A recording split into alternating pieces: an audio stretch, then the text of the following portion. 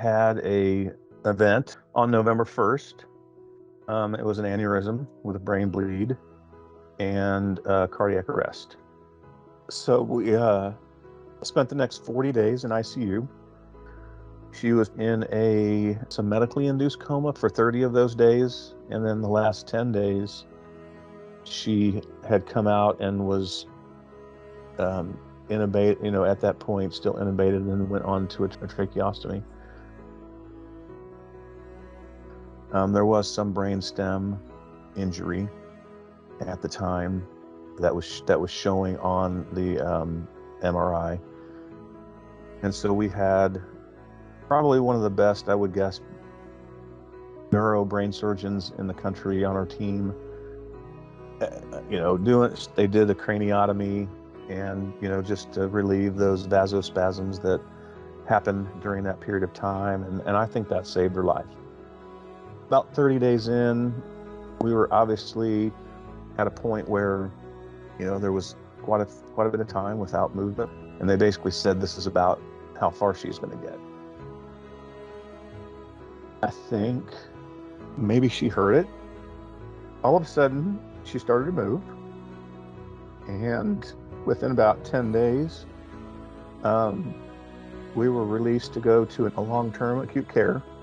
So she was, at that point, at least conscious, had some facilities, like we felt like her brain was there.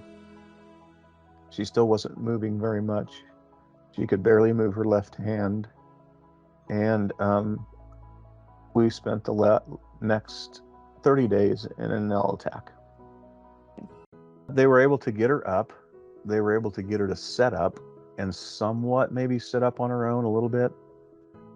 And then after 30 days, that's kind of the time limit for L-TAC. And she was young and had fight in her. We came to Johnson County Rehab on January 10th. We made a lot of progress. It was absolutely a ton of progress. The moment we got there, it was like everybody was really, really helpful. I mean, one of the maintenance gals knew sign language, and so Erika knows sign language, and so they connected. Staff consistency was absolutely incredible. I mean, until Johnson County Rehab, I don't think I had the same nurse through that previous 60 days.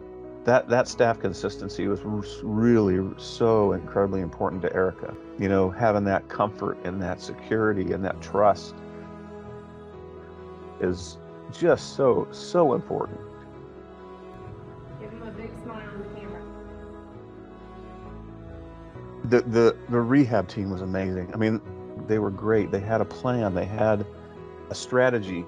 It was like, okay, this is where Erika is. This is where she's come from.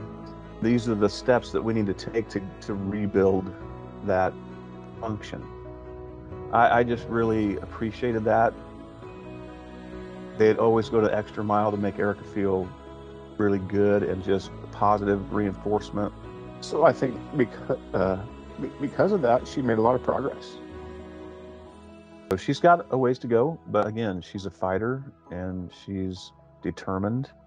Part of the experience, part of the culture, part of the thing that we really loved about the place. I can't emphasize it enough. So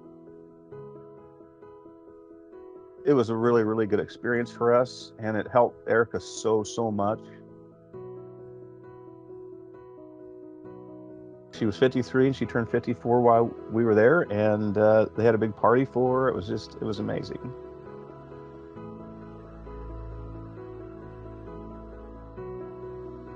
She was discharged on my birthday. Best birthday gift ever.